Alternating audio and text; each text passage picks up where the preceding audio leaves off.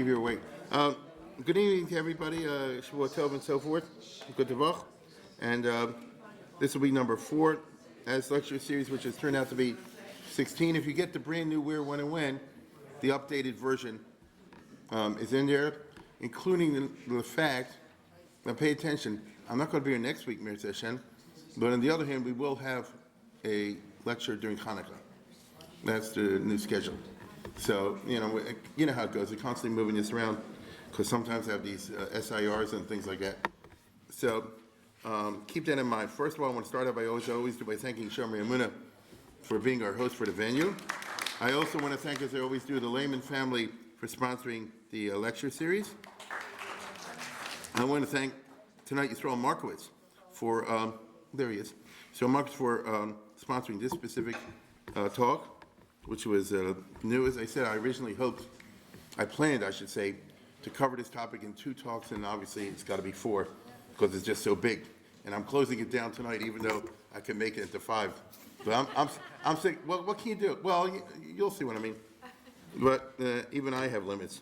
So, and I just want to remind you, don't come here next week.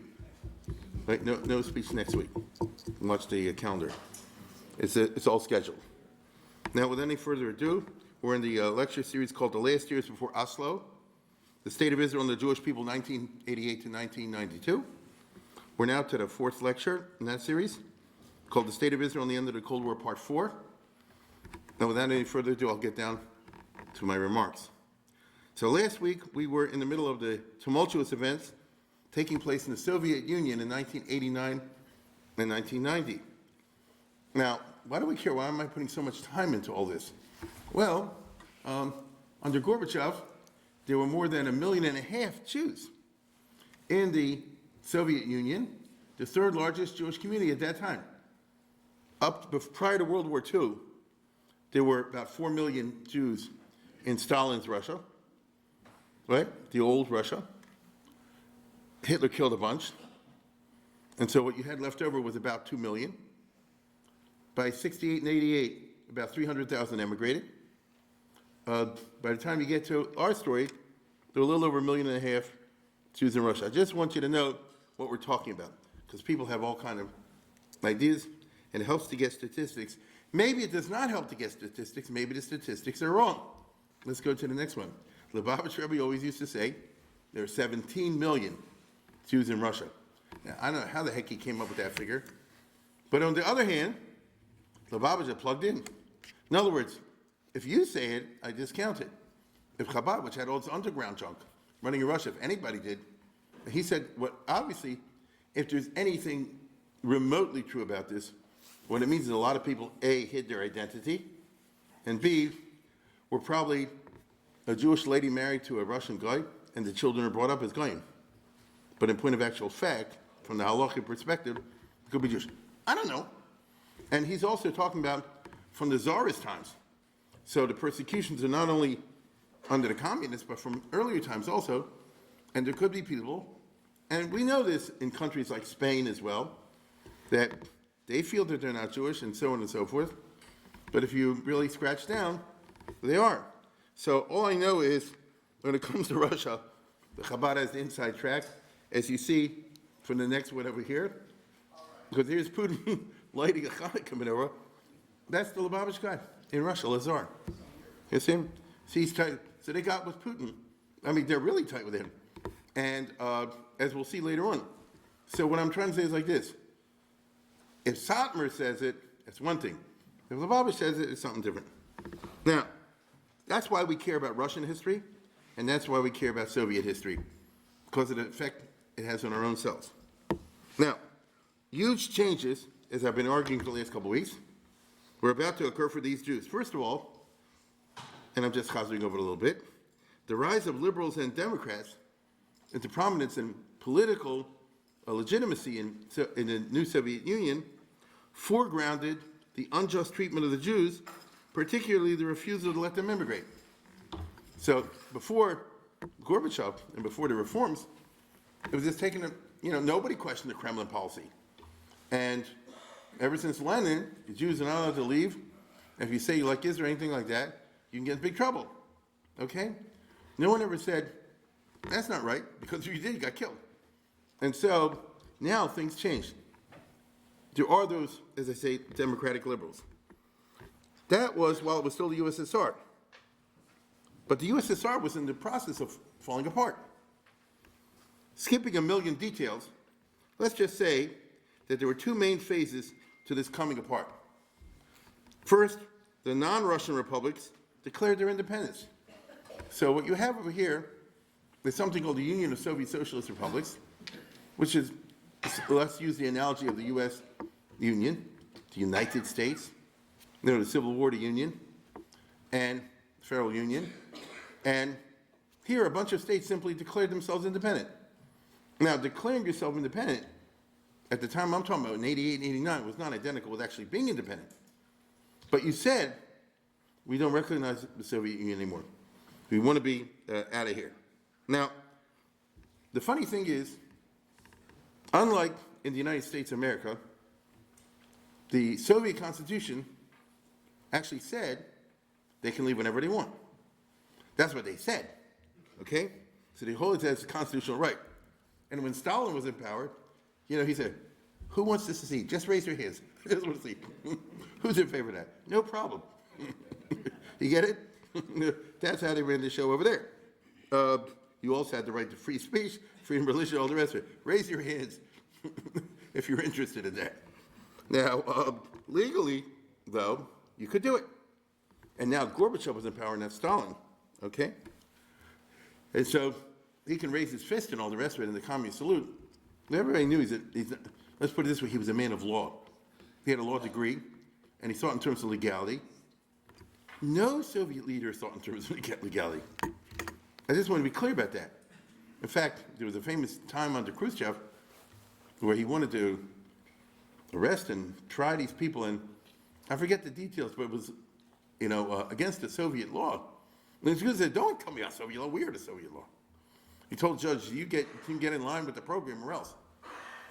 And so Gorbachev wasn't that type of person. So basically, we have a situation in 1989 in the USSR equivalent to the United States in 1860, okay, in which the South was seceding with the Union, but imagine if Buchanan was in charge.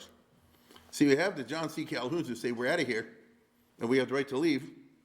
You have a president, that's Gorbachev, who was like James Buchanan, who said, I don't know what to do, no, it's not right.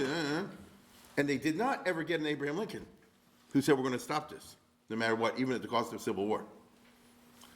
Consider well, and I know you know American history well enough. If you didn't have Lincoln in there, this house was seceded. I don't think anybody else could have stopped it. And he had the hardest time in the world. So this is the situation we have in the USSR in 1989.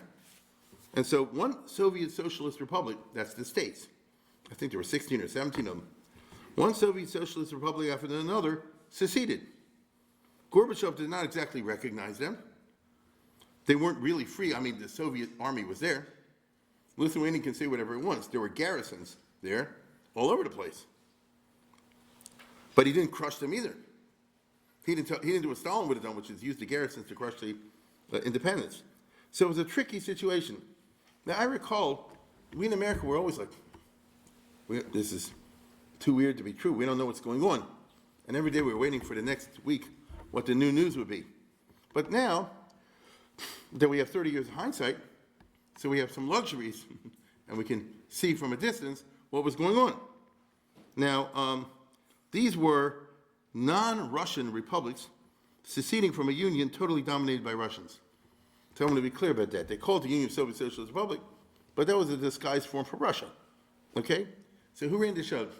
Everything you see over here is the USSR. All of this. With the colors and the numbers. But obviously, this is the biggie. So if Lithuania over here says we're seceding, or one of the stands or something like that says we're seceding, that means you're not Russian. You've been ruled by Russia. They call it communism, so that allows you to be ruled by Russia. They had a fig leaf, fakerai, so that the head of the country was officially a local, some Azerbaijan guy or something like that. But really, the power was with the Russians. And now they're breaking away. Okay, even if I got rid of all this, you still have this. There's still the big Russia left. You see? So let's say all the republics seceded, which they did. You still have a very big country left, the biggest country in the world. So they're breaking away from Russia. The USSR, theoretically, could have survived just as Russia. But then, in 1990, Boris Yeltsin, who was a Russian living in Russia, started a movement for the Russian Soviet Socialist Republic to, if not exactly secede, to set up its own autonomous administration. So these guys are going to leave in some fashion or another, okay? If carried out successfully, this will leave the government of the USSR as a legal entity without a goof, okay? I mean, I can change you to a ghost. But let's put it this way.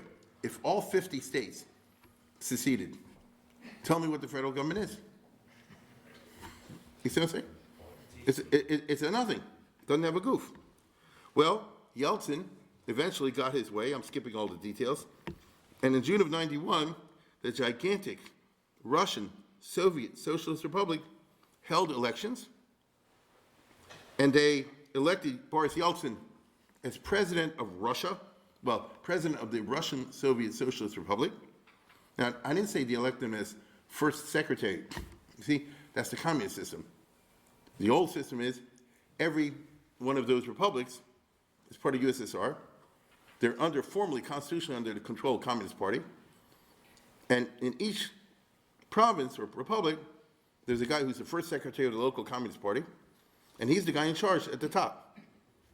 Yeltsin, that means, though, that you ascribe to the communist system and philosophy. Yeltsin was saying like this, no, they created a new constitution. There's now something called Russia. I'm not the first secretary of no communist stuff. I'm not a communist. I gave that up. What are you going to do to me? But I'm elected by the people of Russia to be president of Russia. So then what happens to the whole communist system? See what I'm saying? That's why I'm going with my hands. It was all, confusing. Now, how does all this affect the Jews? Well, first of all, the economy was bad and was going to get worse. One of the reasons, perhaps the main reason, for all this junk that happened was that Russia was running out of money. They couldn't keep up with Reagan's Star Wars. Price of oil was down because Reagan was in cahoots with Saudi Arabia to keep the price of oil down. There's no money coming in the country. If I'm a foreign country, what do I want to do? Export things to Russia and get rubles? What are you going to do with the rubles? It's like a monopoly game, you see? And so the economy was lousy, and they weren't producing enough goods. On the other hand, they have a communist society, which means the government supplies a job for everybody, Social Security, all the rest of it. And so you have a situation where there's no money, there's all these benefits. And they weren't in a situation which they could cut the military budget in half or a third or something like that. That wasn't going to happen. And the army would go crazy and kill everybody. And so what do you do? All I'm saying is that this was clear to everybody. And the reason they want to get rid of communism, because they fell for the idea that if they go Western, they'll live like in the movies. They'll have prosperity. Now, Yeltsin represented the millions of Russians who dreamed of an American lifestyle, much like the movies. I think the movies did more than anything else to undermine the Soviet Union. Because around the world, we're used to it. You and I live in America. If you go see a movie, it's not exactly real, whatever.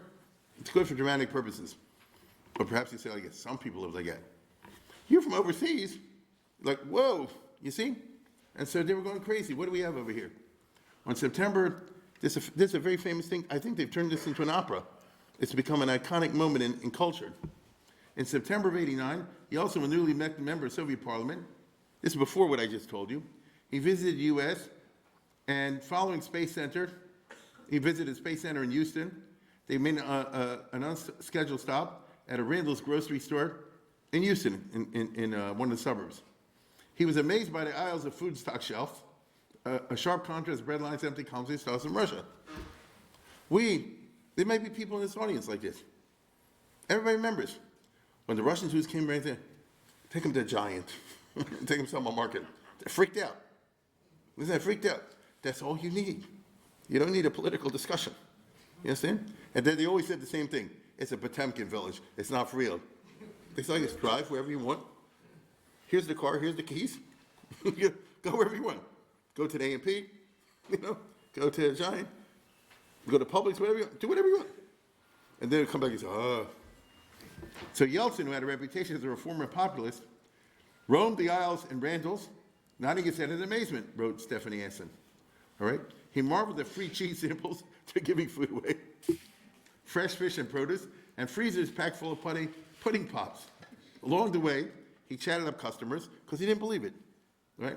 He chatted up customers and store workers. How much does this cost? Do you need special education to manage a supermarket? All are American stores like this? Yeltsin was a member of the Politburo and Russia's upper political crust, but he never saw anything like it, like the offerings of this little American grocery store. After all, we're not dealing with one of these Gucci, fancy places, okay? Even the Politburo doesn't have this chance, not even Gorbachev, right? So this is the dream. We got to drop this, pick up the American thing. How's the expression? If you can't beat them, join them. Like that. This is just interesting. Now, the Ruskies do not understand capitalism 20th century style. This is also true of many Americans. Okay? The Russians, like Yeltsin, they thought, just abolish communism, bring in capitalism, private ownership, free enterprise, and prosperity for all will blossom. The truth is quite different. In simple terms, we in the USA have a 30 trillion debt. 30 trillion, okay? It's going to economically ruin us. We're all sitting here, not doing nothing. We know it's happening. We all know this, and it's only going to get bigger until it's impossible even to service that debt. All I did was freeze from online, the national debt clock a couple days ago. You know how it works. Every second, it's rising. So this is what it was. It's 28, almost 29 trillion. You know what I mean? A couple days ago. So we're looking at 30 trillion. And then you're going to be looking at 40 and at 50. I mean, I'm not good at arithmetic, you know what I'm saying? But I'm not stupid either. Okay? So what's the plan? Do you hear any politician with a plan? You understand what I'm saying? So, all I'm trying to tell you is like this. It's not so push it to have capitalism in the United States. One say, oh, it's great. Delivers the best lifestyle. Freedom, all the rest of it. It ain't so push it. The Russians click into capitalism not in 1890, but in 1990. In 1890, the national debt probably was less than $1 billion. I believe that's true. The federal budget hit $1 billion like 1892, I think, if I remember correctly. So obviously numbers were different at that time. But still, I'm just saying, you're switching to American capitalism with all the problems that go along with it, blindly, okay? Now, I'll tell you what this has to do with Jews in a minute. So the Russians didn't understand the communism, national debt. Look, I mean, this country, the finances was started, let's go to the next one, by Alexander Hamilton. He wasn't talking about what we have today, okay? Hamilton was talking about a government which spends nothing on the social welfare. So we clear about that. Zero on the social welfare. There's the old America. You sink or swim on your own. 18th century, or particularly the 19th century, was literally, the old pure capitalism. All these people came over in boats here, ancestors and that sort of thing. They were young. No old person ever came to America in the 1800s. What's an old person going to do? There's no Social Security. There's no welfare. What do? They stayed in the old country. The young person who's got good feet, hopefully, and good hands, can suffer a little bit, may become Macy's. Maybe not. You have a shot at it. At least you have the physical shot at it.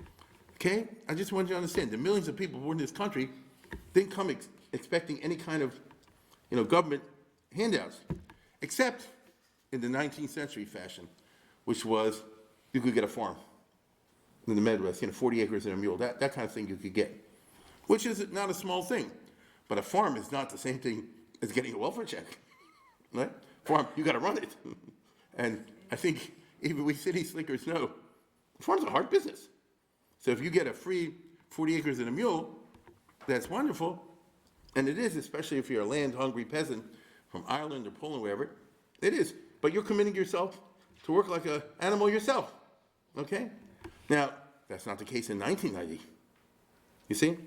Now, it's a social impossibility, and therefore a political possibility, to abolish Social Security or Medicare or any of that kind of stuff, which means the government is committed, as we all know, to gigantic spending beyond what we raise in Texas. This is ABCs. And so we have an unsolvable problem. I tell you the truth, I saw Trump, before he leaves, was going to declare Chapter 11. That's his bankruptcy attorney over there, yeah. But he didn't do it. He had his mind on other things. Now, the point is, capitalism in the late 20th century attached citizens to the welfare state. Plus, imagine if you're a liberal and you support open borders, is a system in crisis, even in a country with a robust tradition of free enterprise and private initiative. So I have all kinds of friends all the time that are sending me all these things from Frederick Hayek and this and that and the other. I understand the theory, but I don't think they understand the politics. And the politics, you can argue, and you certainly can argue, that great mistakes have been made in this country, in this area, ever since the 1960s. There's an argument like this, like that. But it doesn't solve the problem of today. I want to hear somebody stand up and say, here's how we get rid of the $30 trillion debt or whatever. Remember, no one's even suggesting today that we balance the budget for this coming year or the year after that. It's not even a suggestion. Okay? So I'm just saying, Yeltsin, these guys didn't cop that, as we say. They just saw, if you ask Boris Yeltsin, by the way, to be fair about it, Reagan, when he came in, because he has a big role in this. He started the ball really rolling.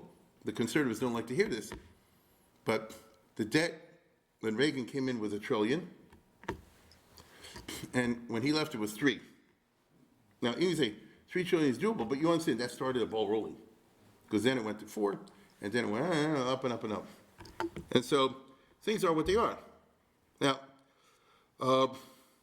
in Russia, with its communist history, capitalism would turn out to be 1,000 times more problematic, and it certainly could not avoid pain, right? We're going to try to all of a sudden say the state's not going to give everybody a job. We've got inefficient economic enterprises, which are going to be privatized, therefore they're going to fire 2/3 of the employees. There's no such thing as unemployment insurance because the government doesn't have any. There's no the old people not going to get a Social Security check, and so forth and so on across the board. You're talking about real rumbling and real problems, okay? Because after all, the Soviet system was one in which everything was guaranteed you. Maybe junkie, you got married, you're going to get an apartment. May not be an apartment you like. May have to spend an apartment with 10 other people, but you're going to get an apartment. Cradle to grave.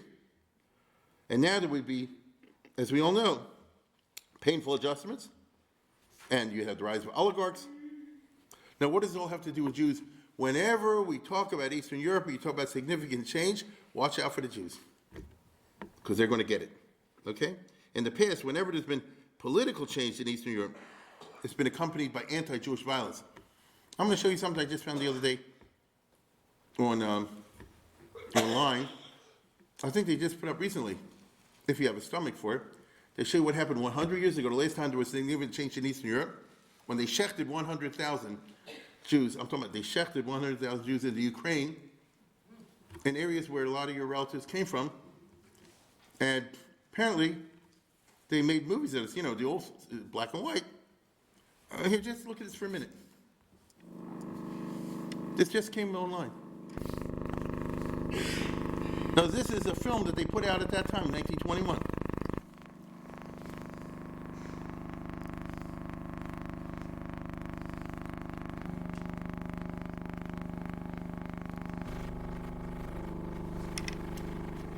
These results of pogroms in towns. It's going to get worse in a second.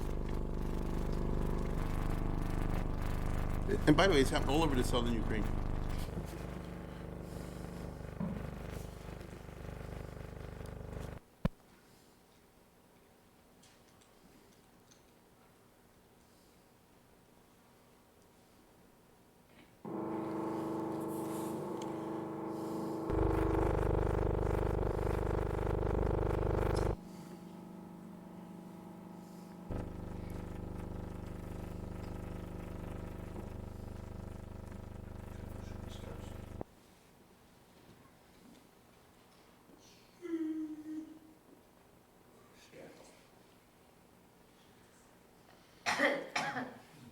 It was the Polish army made a pogrom.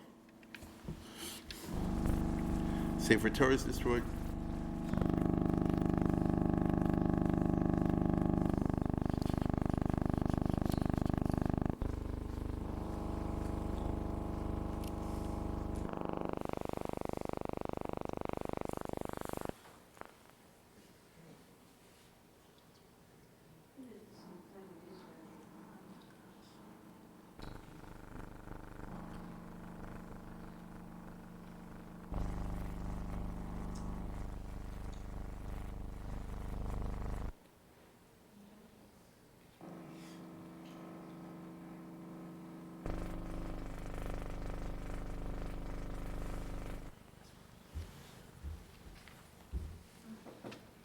Killed a guy and his son.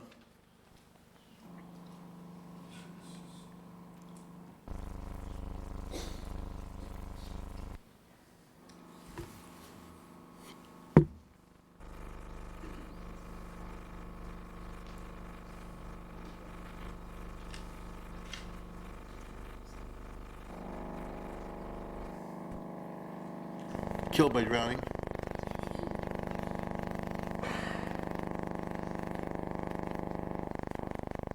Children.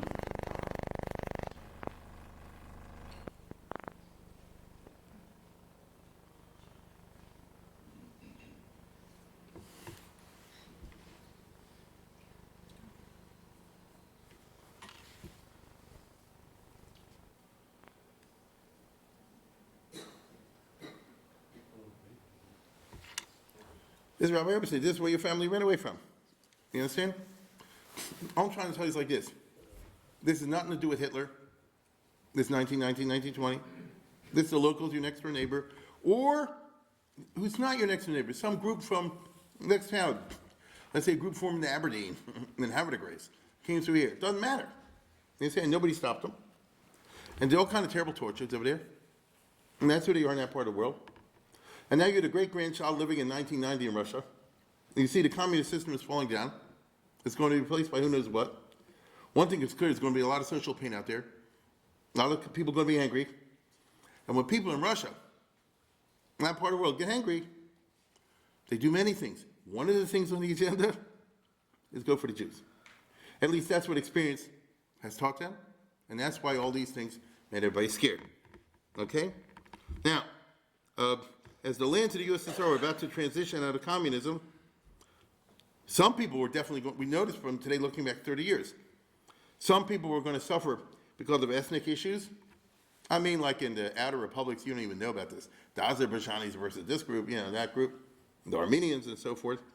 They had the issue of a lot of Russians living in non-Russian areas, Lithuania, Latvia, Estonia, those kind of places. You had the Chechens who were going to have a full-scale war with Yeltsin in the 1990s. I mean, with bombing and everything like World War II. Well, we were here in America. On the other hand, just to be fair about it, there were other places where the transition was going to be peaceful. That would be Lithuania, Latvia, and Estonia. They were smart enough to know if you beat up any Russian, you give the Russians an excuse to come in and kill everybody. And so they played their cards very correctly. And they said, we want to declare independence, this, that, and the other. We're not harming any Russian. Not to give them an excuse. And it worked. Okay, so it's a lot of different variations. Second, aside from these ethnic tensions, especially in Russia, they were about to take place, as I just described, the most profound economic dislocations. To put it in American terms, everybody was going to lose their Social Security. They're not going to get their Medicare. Your savings in the bank was about to become useless because Yeltsin was going to float the ruble, for its true value. Prices were about to skyrocket. Senior citizens were about to lose their pensions. And at the same time, since it's going to be raw capitalism, your Darwinian types will climb to the top. Those who are ruthless capitalists are able to function in the system, which is not the average person, okay?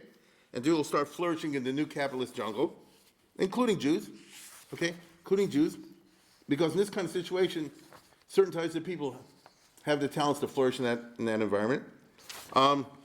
And therefore, instead of the largely classless society of moderately poor people, which was always the case in the USSR, there were the party guys who lived on their own, a little separate existence. That's true. I myself was one of the couple of those special stores when I was in Russia, because I was a foreigner, you know. But you didn't see that. The vast majority population, everybody was more or less the same. You get it? Now, misery, what's the expression? You know, you find comfort in company. If everybody's holding like me, it ain't so bad. You see? Nobody has this and nobody has that. All right, it ain't so bad. And now this is about to be changed. Now there would be a few insanely rich and the many poor. And the newly rich would outrageously flaunt it, because that's what's about to happen. You had a highly unstable situation on your hands, my friends, which means get the Jews. The Soviet Jews knew it, and they could smell it. Because when you live, among others, you see the facial expression. I mean, one thing they knew, and this is the street, facts, okay? For all its faults, the Soviet system, which had many faults, always had one big plus, especially from the Jewish point of view, which is surprising, unless you think about it. I'm talking about law and order, okay? Russia, they, discriminate against the Jews, they persecute them, all the rest of it. But if you follow the rules, there weren't any riots on the streets. People didn't go and beat you up and things like that. It's just interesting. Now, you made sure not to walk around with a yarmulke and all the rest of it. But physical anti-Jewish violence, you didn't have in Russia, which is just interesting, okay? And for the Jews, in our Gaulis, what you need more than anything else is law and order. That's why there's the famous hesped, the eulogy from the Noda B'Yehuda about the Empress Maria Theresa, who was a fanatical anti-Semite. Okay? And boy, you read this eulogy for her, it's very famous. Oh, she was a Hasidah, Tzadekis, and this, that, and the other. And she was wonderful. Now, some people think he just did it because he had to flatter the authorities. And there is truth to that. Right? That's the old day. But the other side is, she had 100 rules against the Jews and 200 discrimination against them, this, that, and the other. But if you paid taxes and you followed those rules, you have law and order. You can walk from your house to shul. You can walk in the street, you can do business, and nobody's right to hit you. And for us, a minority, that becomes priority number one. People just don't realize it. But when you look at these failed states like Syria and these other places, where you can't go down the street without being accosted by another roadblock held by another militia or something like that, or Northern Ireland, then you do realize it. So we take a lot of things for granted that we should not take for granted. The Jews in the Soviet Union knew this instantly, okay? And when they saw the changes about to kick in, who knows where it's going to lead? And I don't want to know. Now the stability would end. Uh-oh, here comes chaos, perhaps? Plus, the Soviet Jews also were about to lose their cradle-to-grave benefits, meager as that was, okay? So they're about to go broke. All this led to a perfectly understandable panic among Soviet Jewry.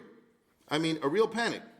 After all, the pogroms that I just showed you in the Holocaust were not a distant memory. People had relatives who remember those times. And they weren't exactly wrong. You see, the Sakharov types, who were noble democratic liberals, were not the only parties that gained traction in the new Russian politics. You had a new bunch of right-wing Russian fascist types, which have a deep appeal, deep in Russian culture. Okay? Does anybody remember Harrison Salisbury used to write in the New York Times all the time? I remember, he was their correspondent in Russia, and a smart fellow. And I remember back in the 80s, 70s, whenever it was, long before communism fell, I read an article by him in the New York Times Magazine on Sunday, because I had an aunt who used to get the New York Times. And he knew Russia very well. And he said at that time, I'm meeting with these guys, they're already thinking post-communist, and they're all like shaved heads and junk like that, and they're fascists. You understand? They're ready to take over and turn into a fascist situation. They're paying no attention to Brezhnev and these other guys. They know it's temporary. They're looking for the long term. A New York Times guy was telling you this, while everybody else was still worried about communism. It's interesting. Every good historian knows that Hitler's biggest mistake, his biggest mistake in World War II, was what? Going against the Russian people. They actually would have sided with him. Okay? If he would have come in and said, I'm here to free you from Stalin and the Jews, I don't want to even think what would happen. Okay? As it is, a couple 100,000 Russians joined the German army, what they call Vlasov. I don't know if you're familiar with this. Right? A ton of Russians. Because they said they want to make a Russian Russia. But Hitler was so stupid and so racist that he said, no, I'm committed to killing all the Russians or enslaving them. Whew. That was a good move for us. You see? So I'm trying to say they have deep roots in the Russian past. The Russian Orthodox Church was about to have a Tchias HaMesa, and that wasn't good for the Jews either because the Russian Orthodox Church is not identical to the Roman Catholic Church. The Roman Catholic Church had evolved by the 1960s into post-anti-Semitism. I talked about this a couple years ago, and it's something we take for granted today. As I tried to point out when I did this a couple years ago, you don't see Catholic missionaries anymore, do you? You see Protestant missionaries. It's interesting, okay? But the Russian Orthodox Church is still like in hundreds of years old, and the Jews killed Yashka, and we have to kill them, and this and that and the other. Moreover, in their reading of Russian history, the 1917 revolution was a Jewish plot. The Jews murdered the Tsar, who's a saint now. He's a saint in the Russian Catholic Orthodox Church. All the Lenin and Stalin, all these guys were Jewish in one fashion or another. And therefore, the conclusion one reaches from this narrative is obvious. Okay? The only reason they're not doing it now is Putin tells them to shut up. I just want you to know. You have it in Russia, it's suppressed. I don't know what's going to be post-Putin. Meanwhile, he tells them to shut up. Okay? Perhaps you'll remember a year ago, they burnt down a shul in Siberia somewhere. Do you remember this? Lubavitch tried to set up something in Omsk and Tomsk and Shmom, somewhere out in Siberia, and the locals burned it down. And, it's there. Okay? Now, the basic narrative of these groups, as I said before, was the whole revolution, all the communism, and everything that's bad is the fault of the Jews. Now, you and I know, and this is very, very interesting what I'm about to tell you. In the event, most of the Russian Jews ran away. They went to Israel and to America to some degree. What if that hadn't happened? What if instead of 100,000 Jews, you had 1 million or 2 million Jews in Russia today? You see what I'm saying? Suppose they didn't leave. So we're taking on the chin. But let's say it looks like it. One of the reasons it didn't happen is because they got the heck out of there. It's interesting, okay? Now, this is classic Zionism. This is what Theodor Herzl wrote about long ago. He said, we need a state so that if anything goes bad in some place, you come here. That's the story to Golos. Today's Parshas Lovan, Parshas Vayesei. Things are good until they aren't. Right? That is the history of the Jewish experience of the Golos, for whatever you want to say. That's just a historic fact. It's good until it isn't. And what do you do when it isn't?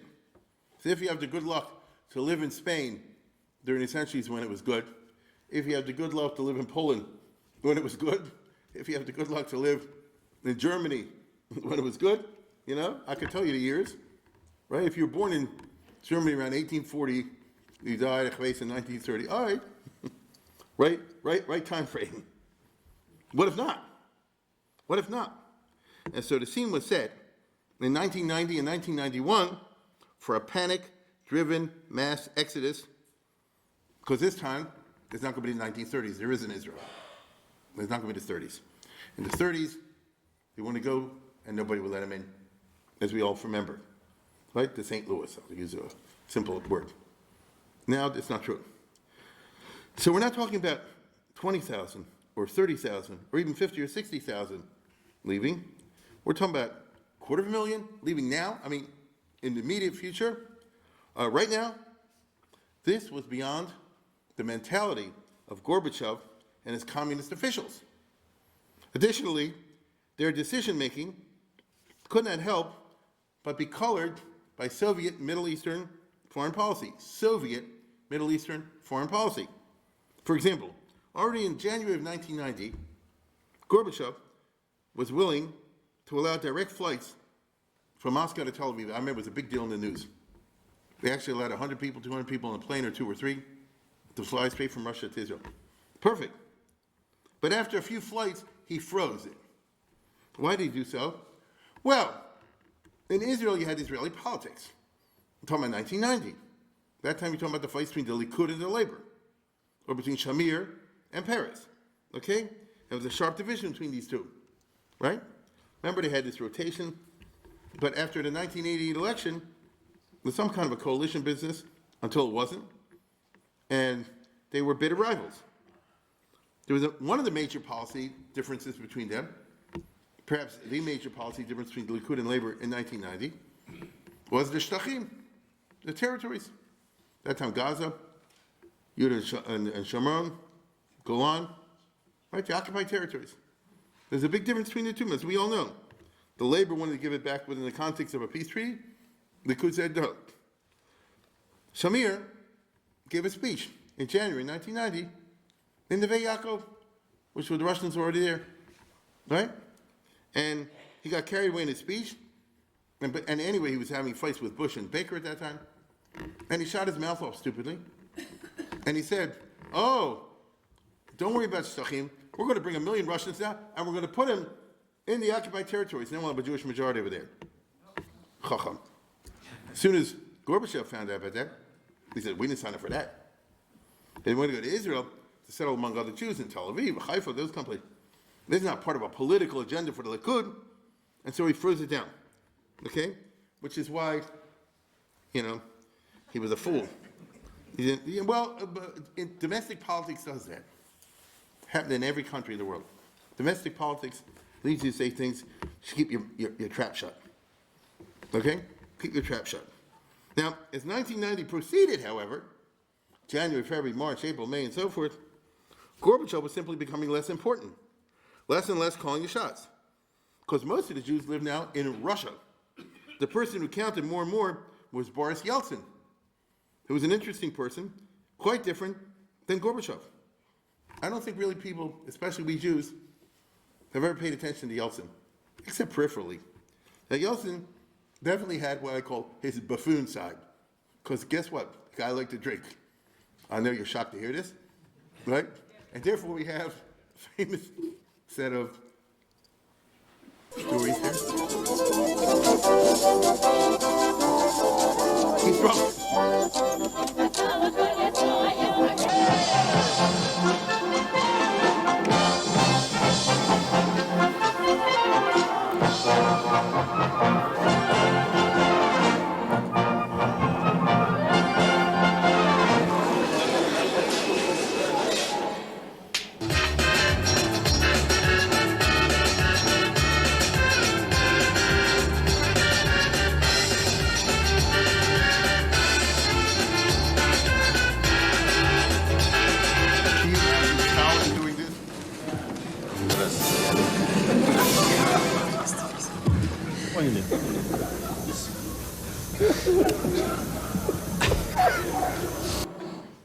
Now, I showed you that on purpose, as I said before. Can you imagine?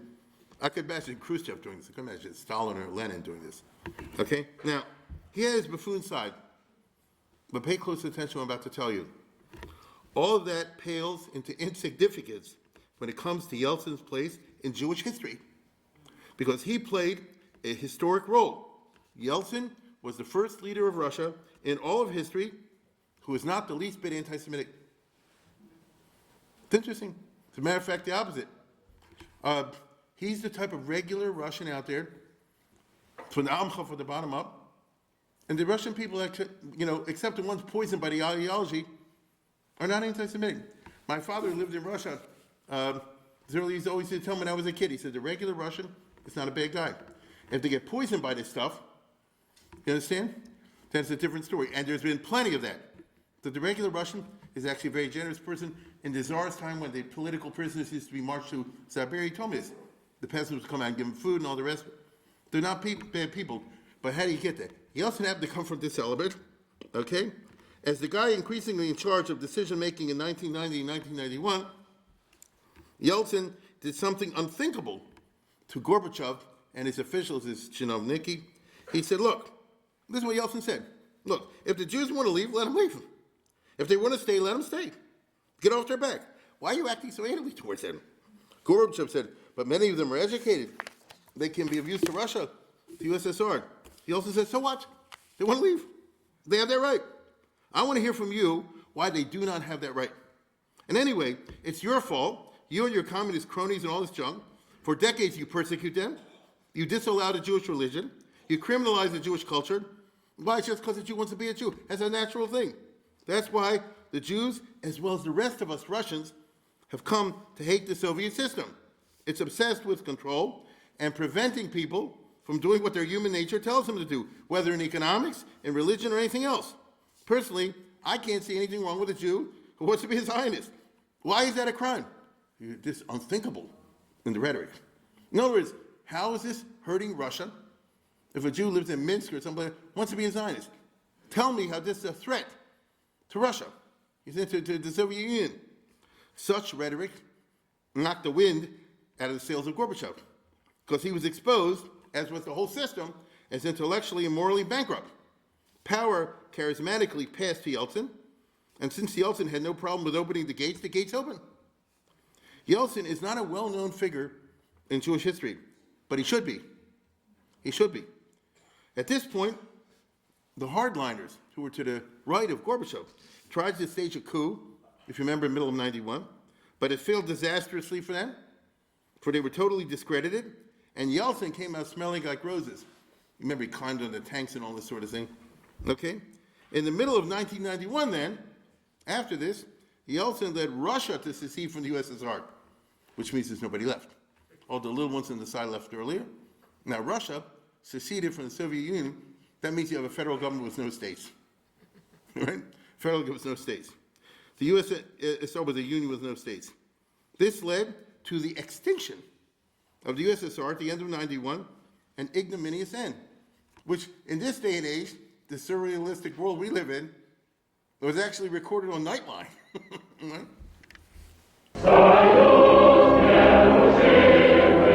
In Moscow, the hammer and sickle is lowered for the last time, and an era comes to an end.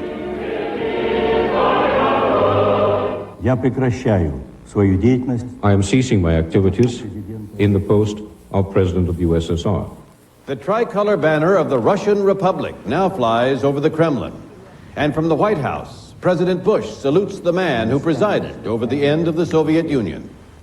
His legacy guarantees him an honored place in history and provides a solid basis for the United States to work in equally constructive ways with his successors. Now, Bush was smart. He did the right thing. He said Yeltsin's a great guy. All the not really a great guy. Except we're glad he saw the end of the system. He was not a great guy. See, the whole thing fell apart under him, and he was James Buchanan, who didn't know what to do when the Union fell apart. You see? But it doesn't matter. In other words, let's put it this way. A dumb Trump would have said like this, we won, you know. Don't do that. But these events indicated the bankruptcy of Gorbachev's entire approach. I just called attention to the Jewish side of it. Now, as president of Russia, and he succeeds to the power, if you listen to the whole speech, Gorbachev, when he resigned, he said to Yeltsin, I'm giving you the keys to the A-bombs. You understand? Now, I just want to be clear about that. You get the army, you get everything. That's how it went. So the Soviet Union, I don't know about the details, but if I was, for example, Ukrainian, having a position as a captain or a major in the Soviet army, now it has to be sorted out. You resigned and went home. Same way Robert E. Lee resigned from the U.S. Army and went to Virginia. You understand? That's what happens over there. Now, as president of Russia, which is what Yeltsin now is, with all the bombs and everything, he pretty much ended anti-Semitism as a policy, which is extraordinary. I want you to understand. Opposition to Jews, fear of Jews, and persecution of Jews was the official state policy ever since Catherine the Great. It was always the only question on how to apply it. In other words, from the beginning of the Tsarist encounter with the Jews, which was Catherine the Great, they said, well, there's this group, that group, that group. One of the groups is the Jews. It's not the only one. The Jews are a danger. They're a threat for whatever reason. It's a problem, has to be controlled. How do we, the Russian government, control the Jewish situation? How do we deal with it most effectively? How do we define success? How do we define success? And this continued into the communists. You understand? So this is a policy, if you're Jewish, you're in their gun sights. And that's how it went.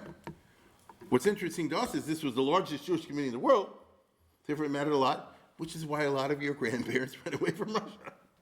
Right? That's why your ancestors got the heck out of there. Why do you want to be in a country that views you hostilely? When Yeltsin became the president of Russia, they said, we're canceling that. I just want to say now, it's a matter of policy, we don't view the Jews as a threat. You see? It's a group in the country. It's a group in the country. If they want to leave, they can leave. If they want to stay, they can stay. It's a group in the country. We'll deal with them as they are. This is extraordinary. And you don't realize, unless you know your Russian history and the interaction of the Russian state with the Jews, this is a game changer. It wasn't, to be perfectly exact, from 1772 to 1990 was one thing, and from 1990 until today, it's another thing. It's just quite remarkable, okay?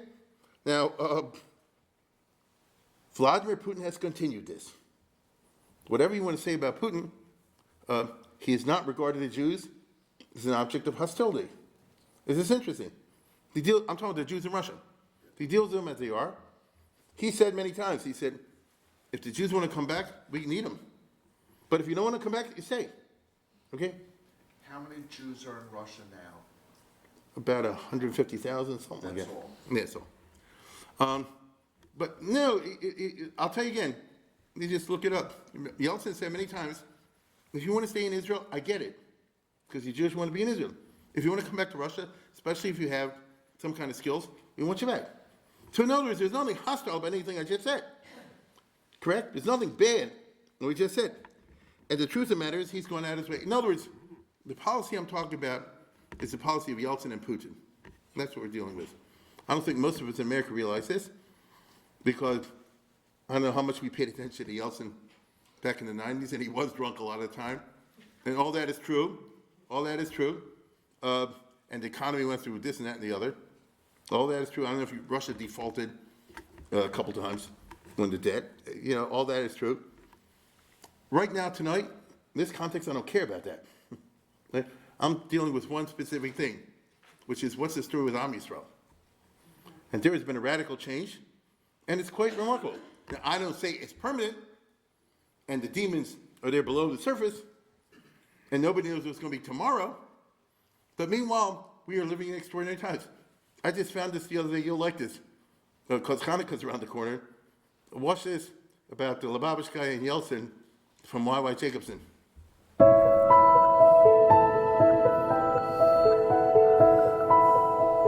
This is brand new.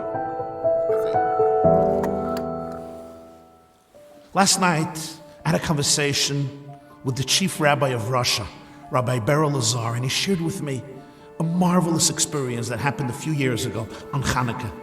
He was invited by the Kremlin for a personal audience with President Vladimir Putin. The time of the audience was Friday afternoon, but he took a look and he saw that Friday it's a winter in Moscow. And Shabbos comes in approximately 3 o'clock p.m. and it's also Hanukkah. So he has to get home early, he has to light the Hanukkah candles, his wife has to light Shabbos candles, he has to go to shul. So he asked the Kremlin if the meeting could be postponed to another day, but no, President Putin insisted that he has to see him that day, and it would be 12 o'clock p.m. sharp, so he would have enough time to get back from the Kremlin home and light the Hanukkah candles, light the Shabbos candles, prepare for Shabbos, and welcome our holy day. And when Putin says you gotta come, you gotta come. So Rabbi Lazar arrived at the Kremlin. He was there 12 o'clock sharp. But as he was about to enter the office of the president, he heard loud arguments and disputes from the office. Apparently, labor organization was inside the office, and there was a lot of bickering and arguing going on, and the meeting kept on being pushed off, and from 12 to 1, and 1 to 2, and Rabbi Lazar at this point got a little anxious, but they told him, don't worry, President will make this fast, but he has to see you today. This is extremely important. He has to communicate a vital message to the Russian Jewish community. So Rabbi Lazar remained. He arranged for his wife to deliver a menorah to the Kremlin, so that if he sees the time to Shabbos is too short, he will be able to light the menorah in the Kremlin. Sometime later, he was admitted to the office of President Putin. They had this meeting. He finally comes out of the meeting. He takes a look at the clock and he sees it's too close to Shabbos. He will not get home on time to kindle the menorah before Friday sunset. He tells the aides of the president, I have a menorah here. Please prepare it for me. I need to go light. They say, yes, we will prepare it for you, but now you must go out and speak to the press. This is important. There's a press conference. You got to speak to the press. He says, okay, we're going to make this in a few minutes. And he finishes the press conference. And they point him to the room, a beautiful room right near the office of Vladimir Putin. And the menorah is set up right there in the middle of the table for him to light. And he turns to the aides of the president. He says, no. This is not the Shabbos candles. This is the Hanukkah candles. We either got to do it at the window, or actually my custom is to do it by the door. But to put it by the door, you need a small table. And even though it's the Kremlin, go find a small table that's appropriate for the menorah. And they begin a search.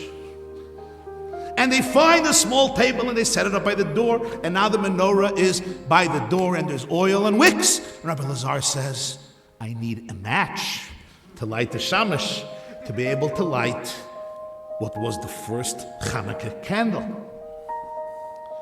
Rabbi, we're not allowed to smoke in the Kremlin. There's no fire, there's no match, there's no lighter. Sorry, any other way to do this? Can you just make the blessing and the prayer without the fire?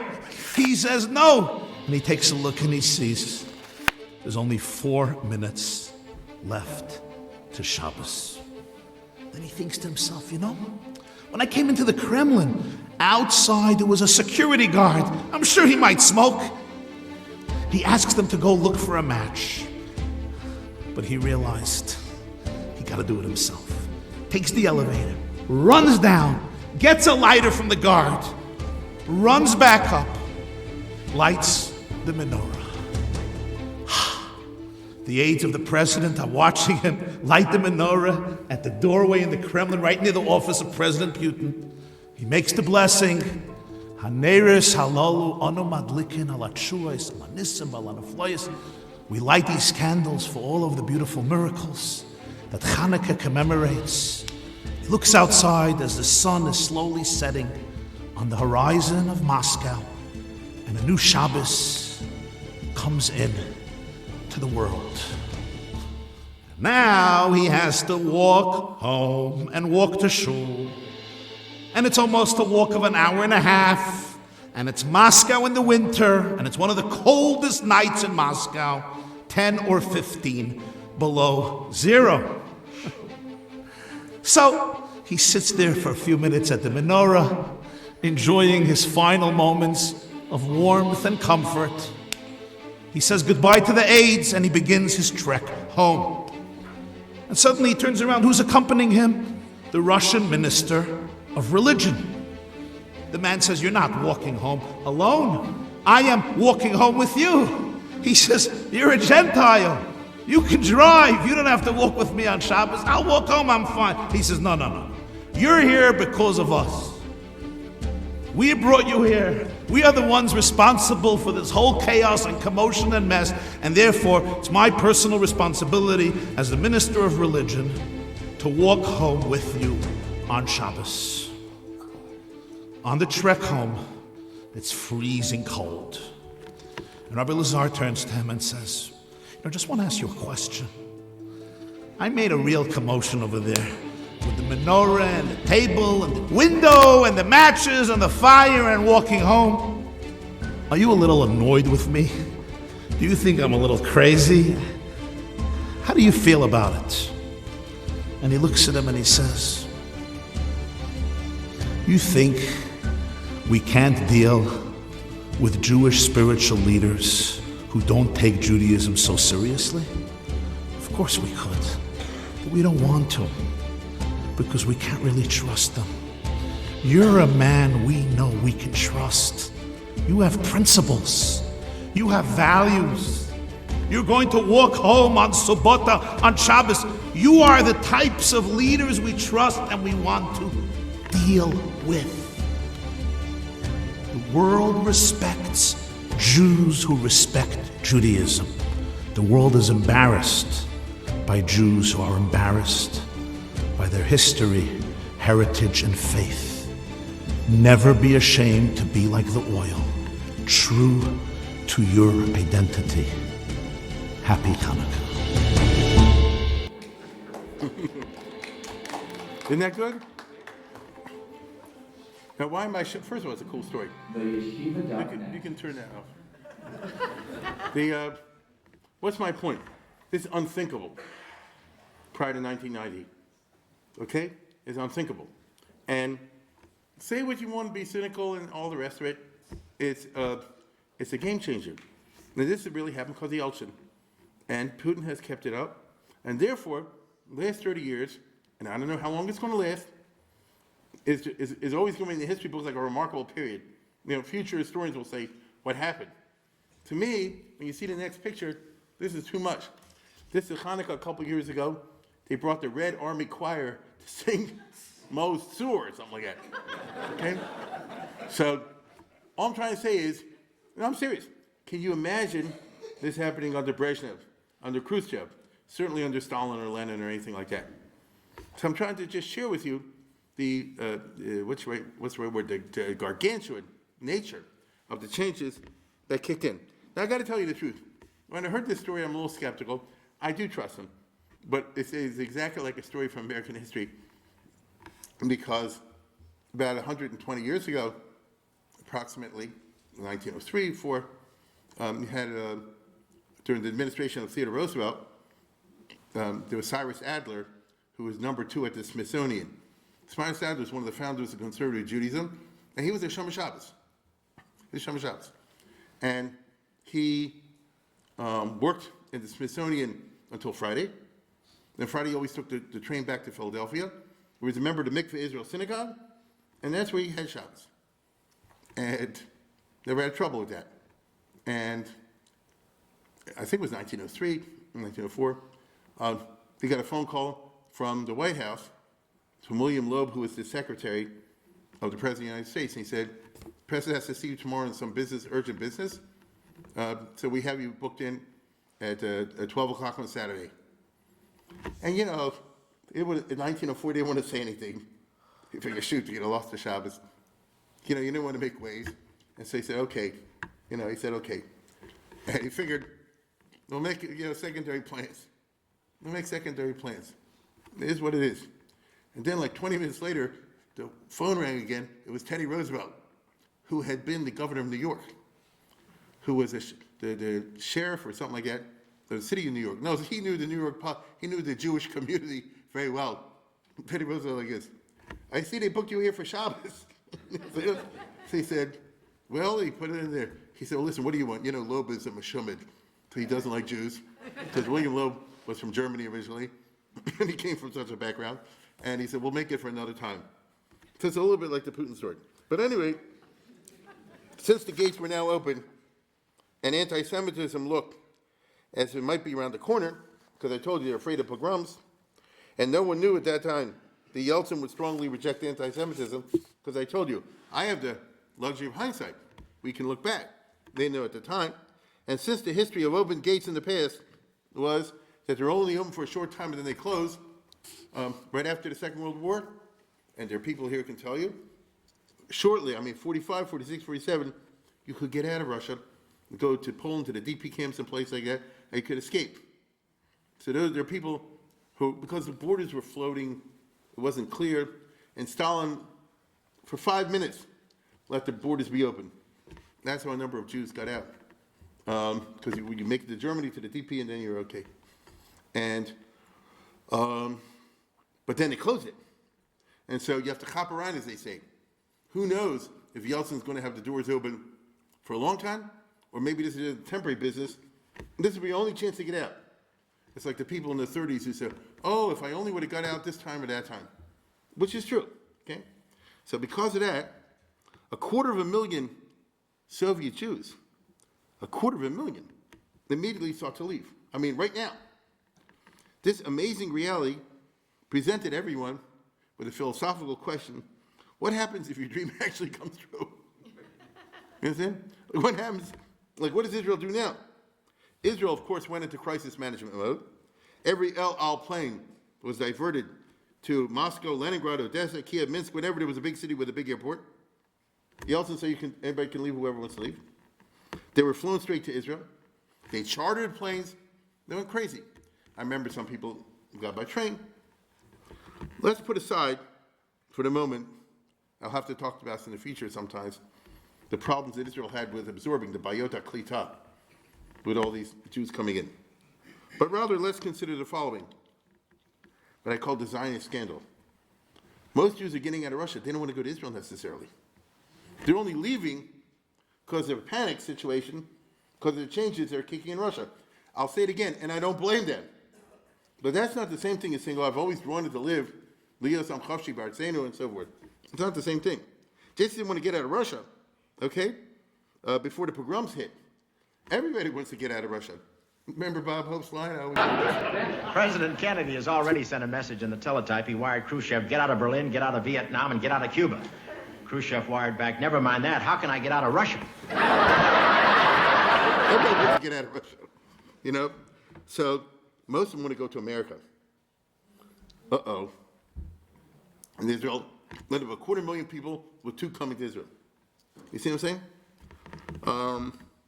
I can't say that in the previous decade, in the 1980s, Israel had, what shall I say, really was expecting this unimaginable situation. I mean, Menachem Begin, those guys, they dreamed of it. They didn't think it was going to happen. Hey, guess what? 1 million people can come right now. That Russia would actually fling the doors open. I wish they had. Then the absorption would have been a different story. But Israel did some thinking about it, particularly from the Zionist Scandal point of view. In other words, they always were bothered by the fact that nobody wants to come to Israel, most want to go to America. That they gave thought to.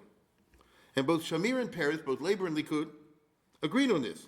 So already in 1988, when the Reagan détente was in full bloom, the last year of Reagan, and it seemed like there might be an increase in immigration, which did happen, although no one dreamed of the opening of the gates in 1990. In other words, in 1988, he let out 15,000, and of course it jumped up to 72,000. But look at the numbers. 15,000, only 3 go to Israel. 72,000, what is it, 3 to 1 or something? 56 go to America, 16 to Israel. So notice the problems were there, as you can see it. Both Shamir and Peres, separately, went to see George Shultz, who was the Secretary of State at that time, who was a friend of Israel, and was a friend of the Jewish people, to appeal for America to close its doors. Isn't that interesting? This is usually, you say, like it's counterintuitive. No, it's not. No, it's not. And what did they say when they met with him? There are no Jewish refugees. See, the Jews were not getting in under a quota. Jews are getting in as refugees. So if they're fleeing the Soviet Union, there's nowhere to go, I get it. But it's really like there is somewhere to go. So really, no Soviet Jew should be considered a refugee and come to the United States under that clause. Because everybody who wants to instantly is a citizen of Israel, if they agree. Okay? There is a country to go to. There is a Jewish state with a law of return. The minute you say you want to be a citizen of Israel, I told you before, I remember, I'll never forget, there was this book I read, I can't remember the name of it. I just remember it was written in 1975 from the old Hebrew College Library. There was a Soviet guy who was a big swimmer, a Jew, and he naturally, since he's an expert swimmer, Olympic level, he wants to get out of Russia. So he tried to figure how you swim out of Russia. He tried this and that, and it always got frustrated because the Russians had phony charts, you know what I mean, to frustrate guys like him. Finally got the idea to move to Vladivostok, which is opposite Japan. He'll get a job on a Russian, tuna liner, one of these kind of things, fishing boat things. They always need people. And he knew that it's shark-infested waters, so he devoted 2 years to become the world's expert on sharks. He read everything in the libraries on sharks. Really. So that if a shark does this, you do that, and so forth. And remember, he was an Olympic-level swimmer. And he got on a boat, a trawler, and then when it was in so and so many miles to Japan, it was like freezing cold, he jumped over and he swam to Japan. And in Hanami, there were a couple of sharks on the way. They knew if you go like this or whatever they do, they left him alone. And exhausted, he led on board. He got it to Japan. It's unbelievable. And we went to the thing. The Japanese picked him up. Who are you? I'm running away from Russia. He was in the police thing. And they said, you're a illegal thing over here. We have to give you back. Don't give me back. You're Russian. We got to give you back. Call Israel. They said this is crazy because they were just a local police station or something like that, even at a higher level. And Israel immediately sends an embassy guy there. And the guy said like this. This guy is now automatically a citizen of Israel. Will take over from here. And here's the passport. And they couldn't believe it. And the police guy, like an inspector, he said, this is a bunch of baloney. There's no such law like that. And the Israeli guy said this, you're Japanese? Japan has a law like that. Look it up. There's a law like that in Japan. It's overturned. Anybody Japanese in America, if you want to go, they're instantly a citizen. You understand? And he called, made a few phone calls, it's true. And he said like this, listen, the Russians are going to be here in a few minutes. Get this guy out of here. I didn't see you. You understand? And they put him in the thing, couldn't believe it. They put him in the first plane, which was to Manila. They just came out of the country. And by the time the plane landed in Manila, they were able to arrange an El Al plane to go to Israel. Okay? So this is, so to speak, no refugee, as he puts it over here. Now the USA, and this again, I want to say again, it was Reagan and Schultz, was sympathetic, I would say for positive as well as negative reasons. After all, the USA was not interested in 200, 300,000 Jews pouring in here once. Okay? A few thousand here, a few thousand there. This is too much. I don't know what they would say it. That's what it was. Second of all, they want to help Israel. Let's put it this way. If I'm Ronald Reagan, there is a Jewish country, we're bankrolling them like crazy. Let's get some for our money. Right? These negotiations, which began in 1988, blossomed in 1989 with Bush and Baker. Right? So there's Shamir with Secretary Baker and President Bush, Senior. Okay? As Russia liberalized, and as Yeltsin rose in power, it was hard to argue Jews are political refugees because the government of Russia is becoming more liberal. That was the legal loophole that they're coming as political refugees fleeing a persecution situation. The kind of thing I'm talking about is not for the State Department. They're afraid it might be a repeat of the Ukrainian pogroms of the past. That's not a legal category. And so Congress and the Bush administration, instead, they canceled that, and they simply set up a quota of 50,000 from the Soviet Union. Right? So, but Jews can't be all of it, but they got a lot of it. But that's not enough for the hundreds of thousands that want to leave right away. As we've seen, a lot more now want to leave Russia. And so the mass majority of Jews, Bal Karcham Shelo B'Tovosam, whether it was what they planned or not, went to Israel. Because America was closed down. So it was a perfect storm, if you understand what I just said. From the Russian point of view, from the US point of view, from the Israeli point of view.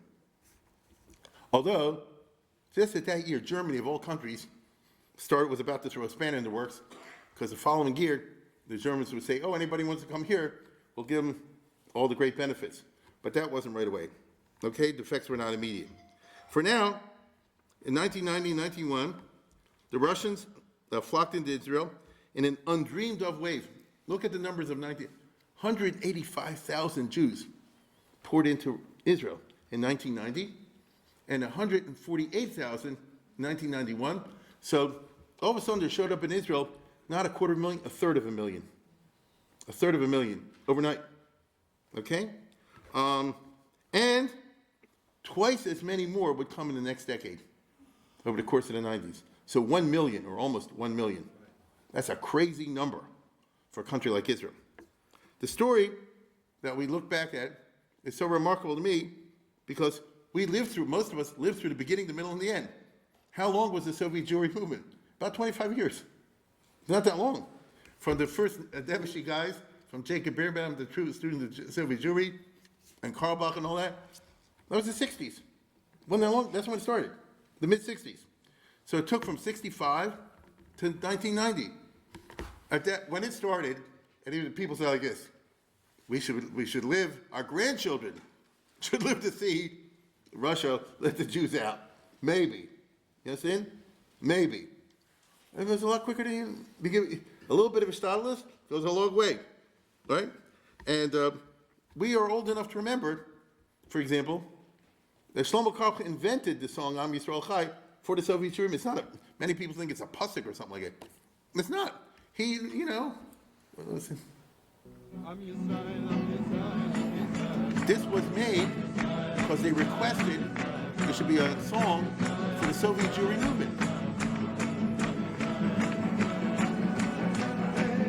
This whole famous thing to me. So it's only from the 60s, and it was like one request. Okay? Now, on the other hand, let me put it this way. It is like a biblical prophecy. Is it crazy? We all know the famous prophecy where it says, Kol Barom Nishma, B'Shava Bon Livulom. The children returned to the territory of Israel. 1 million. That's a crazy number. And it happened in a totally unexpected way. Again, that's why Karlach made the song B'Shava Bon Livulom. It's before the Soviet Jewry was successful. It's part of the attempt to create a culture of a Soviet Jewry movement. Here, let's go to the next one. You know this.